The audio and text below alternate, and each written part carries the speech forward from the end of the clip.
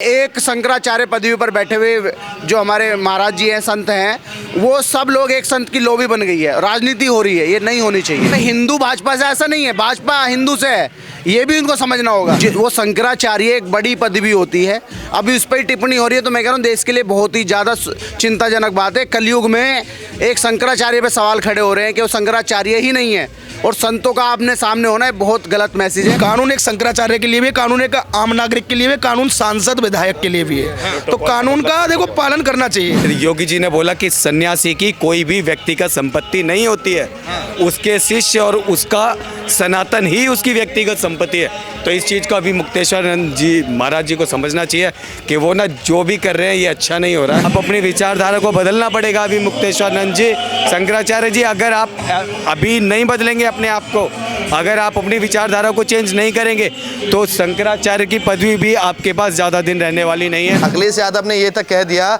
कि जो सनातन की सरकार है वो अब सनातनों पे लाठीचार्ज कर रही है और उनको मार पीट रही है, उनका काम उन्हें नहीं करने दे रही है। इन्हीं तमाम सब मुद्दों पे बात करने के लिए मेरे साथ कई भगवाधारी साथ में खड़े हुए हैं, जिनसे जुड़कर जानेंगे कि अब जो सनातन की सरकार है, अब वो जो महाराज जी हैं उनके ऊपर ही अत्याचार कर रही है। ऐसा ये कमी योगी जी की नहीं है, ना इसमें मोदी जी की कोई कमी है, ना इसमें संत महात्माओं की कमी है। असल में चीज़ों को किसी ना किसी एंगल से मोड़ के दिखाया जा रहा है और कोई इतना बड़ा इशू नहीं है। मुझे लगता है कि वहाँ जाकर एक डेलीगेशन सरकार को भेज के समाप्त कर देना चाहिए मुद्दा। भाई इस बात मान सम्मान और सम्मान से उनके स्नान की थी, इससे बड़ा मुद्दा राजनीतिक जो लोग बना रहे हैं वो गलत बना रहे हैं। इतना बड़ा मामला ये है नहीं। मगर शंकराचार्य जी कहते तो रहे हैं ना कि वो धरने पे बैठ गए हैं, अब कह रहे हैं कि मुझे पूरा सम्मान मिलना चाहिए और उसके बाद गंगा का स्नान हम करेंगे। तो ये वो लोग भी तो देखे जो उनसे कह रहे हैं कि शंकराचार्य ही नहीं है। भाई आज तक आपने भी उनको शंकराचार्य ही माना, हमने भी शंकराचार्य ही माना। अब एक नया मुद्दा निकल के आ गया कि शंकराचार्य नहीं है, तो अब हम लोगों को एक नया विचार करना पड़ रहा है। तो मैं अपने संत महात्मा से, मैं इतना बड़ा नहीं हूँ कि मैं उनको कुछ कह सकूँ और इस विषय में मैं कोई टिप्पणी भी नहीं करना चाहता हूँ, पर मैं ये कह रहा हूँ कि इस सब चीज़ से सनातन कमज़ोर हो रहा है, जो नहीं होना चाहिए। ये किसी भी सूरत में ये जो हो रहा है, भाई पुलिस प्रशासन वो अपनी ड्यूटी कर रहा है, मान लेते हैं उसकी बात को। अगर पुलिस प्रशासन को थोड़ा सा समन्वय बनाने के लिए कहा जा रहा है तो बना ले। इसमें ये सनातन धर्म, ये सारी चीज़ें जो बेकार में इन चीज़ों को इन्वॉल्व किया जा रहा है ना, गलत है। इसका मैसेज पूरे देश में गलत जा रहा है। तो योगी जी अपने आप में काफ़ी सक्षम हैं, विवेकवान हैं, वो इस बात पर निर्णय लें और एक अच्छा निर्णय लें जिससे कि देश में मैसेज भी अच्छा जाए। भाई मैं ये कहना चाहता हूँ, पाखंड जो है वो हमारे धर्म में है क्या, और अन्य धर्म भी है, इतना उसको उजागर नहीं किया जाता है। ये बहुत ही गलत हो रहा है, ये सनातन के लिए सरासर गलत हो रहा है कि एक शंकराचार्य पदवी पर बैठे हुए जो हमारे महाराज जी हैं, संत हैं, वो सब लोग एक संत की लोबी बन गई है। राजनीति हो रही है, ये नहीं होनी चाहिए। मगर देखिए जिस तरह से आज योगी आदित्यनाथ का बयान आया, उन्होंने कहा कि एक जो संत और महात्मा योगी जी होते हैं उनकी प्रॉपर्टी एक समाज और उनका जो उनके भक्त होते हैं वही उनकी प्रॉपर्टी है। और उन्होंने ये भी कह दिया कि वो पॉलिटिक्स ना करें।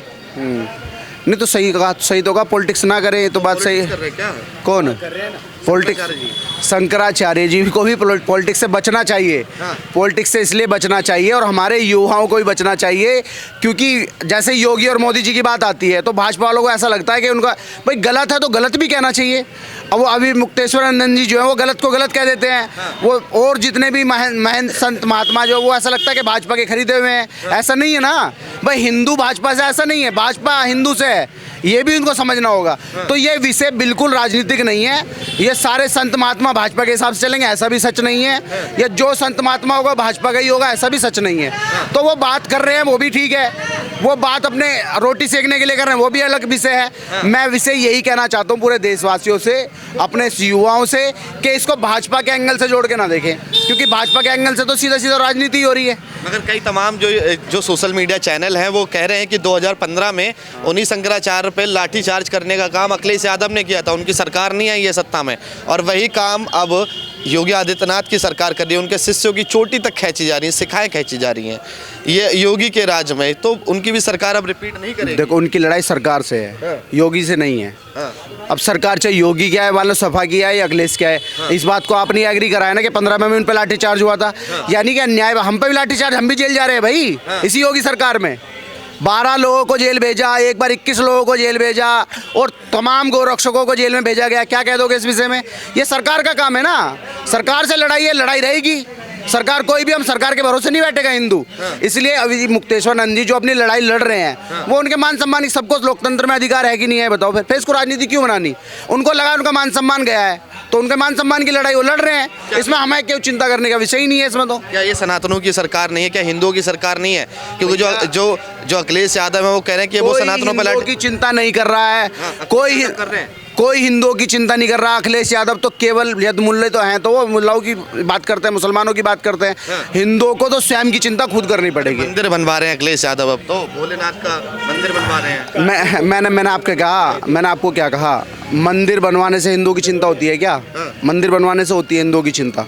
मंदिर बनवाने से हिंदुओं की चिंता नहीं होती है। हिंदुओं की चिंता हिंदुओं को स्वयं करनी पड़ेगी, कोई सरकार नहीं कर पाएगी। मैं वही तो बताना चाह रहा हूँ।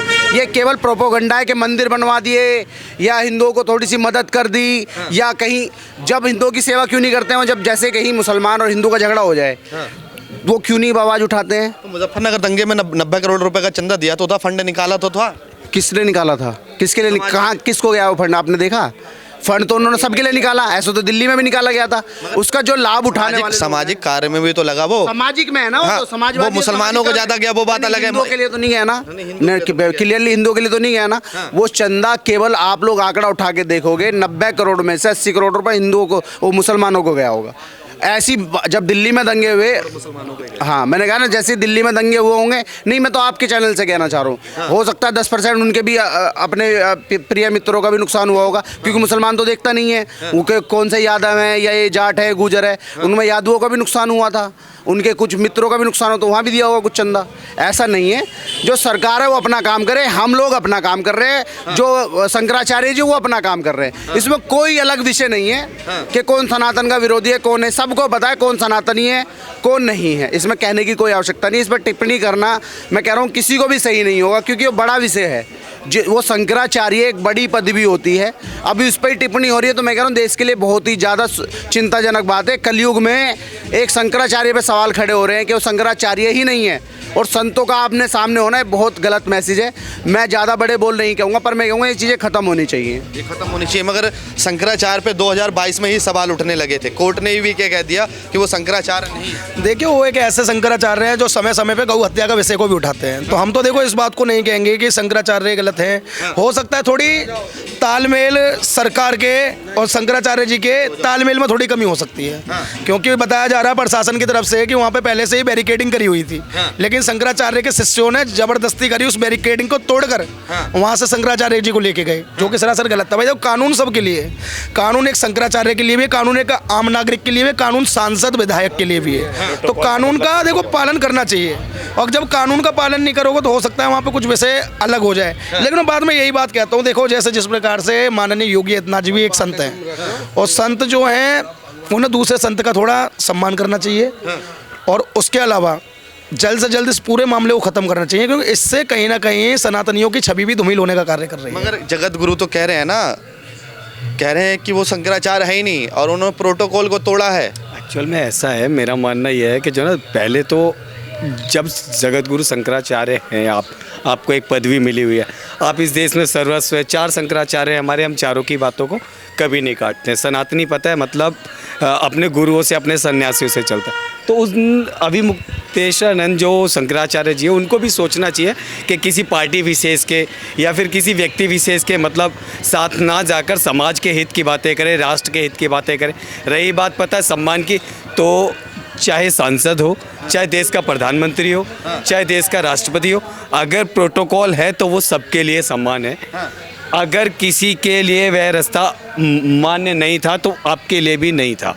आपने मतलब जाकर वहाँ ज़बरदस्ती की, उसके बाद वहाँ पर सम्मान की, और ये जो झगड़े की स्थिति उत्पन्न हुई तो इससे ना बचना चाहिए था। और अभी फ़िलहाल जो चल रहा है उसके लिए योगी जी का बयान आ चुका है कि कुछ लोग ना कालनेमियों का काम कर रहे हैं और सनातन की छवि को ख़राब करने का काम कर रहे हैं। जैसा कि आपने बताया भी था और मैं भी बता दूं कि योगी जी ने बोला कि सन्यासी की कोई भी व्यक्तिगत संपत्ति नहीं होती है, उसके शिष्य और उसका सनातन ही उसकी व्यक्तिगत संपत्ति है। तो इस चीज़ को अभी मुक्तेश्वरानंद जी महाराज जी को समझना चाहिए कि वो ना जो भी कर रहे हैं ये अच्छा नहीं हो रहा है। ये हमारे ना कुल मिला के 110 करोड़ सनातनियों की आप आस्था पे से खिलवाड़ कर रहे हैं। कि सम्मान के साथ कौन सा सम्मान मांग रहे, किससे सम्मान मांग रहे हो आप? सम्मान के साथ पालकी के साथ उनका गंगा नदी में स्नान करवाया जाए। मैंने एक छोटा सा क्लिप देखा, उसमें शंकराचार्य जी कॉल कर रहे हैं, अखिलेश यादव जी से पूछ रहे हैं कि मैं आगे क्या करूं, मैं आगे क्या बोलूं, मुझे आगे क्या करना चाहिए। अरे आप खुद में सर्वस्व हैं भाई। अगर आप खुद में सर्वस्व की एक जो ना चौथा स्तंभ है, आप देश में 4 शंकराचार्य, उन चारों में एक चौथा स्तंभ है आप, तो आप उस स्तंभ होने के बावजूद आपको किसी व्यक्ति विशेष से पूछना पड़ रहा है कि मैं क्या करूं। तो ये तो किसी मतलब मेरे को इसमें ना बहुत एक गंदी साजिश का अंदेशा लग रहा है। और किसी व्यक्ति विशेष का या किसी पार्टी, आप किसी व्यक्ति विशेष और पार्टी विशेष के शंकराचार्य नहीं हैं, आप इस देश के 110 करोड़ सनातनियों को रिप्रेजेंट करते हैं। तो कृपया हाथ जोड़कर निवेदन है आपसे कि मुद्दों को जल्द से जल्द सुलझाएं और अपनी जना आस्था को और हम लोगों की जना आस्थाओं को बनाए रखें। जय श्री राम, जय गौ माता, जय हिंदू राष्ट्र। देखिए अखिलेश यादव तो कह रहे हैं ना ये सरकार हिंदुओं की नहीं, अब हिंदुओं पे अत्याचार कर रही है। अखिलेश यादव जी जो कह रहे हैं कि ये सरकार हिंदुओं की नहीं है, क्या उनके समय में कार सेवकों पर गोली नहीं चलाई गई है? क्या मुलायम सिंह यादव जो उनके फादर थे, उन्होंने ये नहीं बोला कि सिर्फ मुस्लिमों की बेटी हमारी बेटी है? क्या सनातनियों को, उनको आज से पहले उनको सनातनियों की याद नहीं आई है? क्या उन्होंने कभी पता है हिंदू समाज की बहन बेटियों को अपना बोला है? नहीं। उन्हीं के फादर थे मुलायम सिंह यादव जी जो कह देते थे कि बच्चे हैं, लड़के हैं, गलतियां हो जाती हैं। आज वो सनातनियों की बात कर रहे हैं। कहाँ गए थे? 70 साल से मर गए थे क्या? राम मंदिर की बातें क्यों नहीं की उन्होंने कभी? कभी उन्होंने राम मंदिर की बातें क्यों नहीं की? आज बातें करते हैं सनातनियों के जो ना सम्मान की, सनातनियों की चिंता कर रहे हैं। कहाँ गए थे उस दिन जब कार सेवकों पे गोलियां चल रही थी?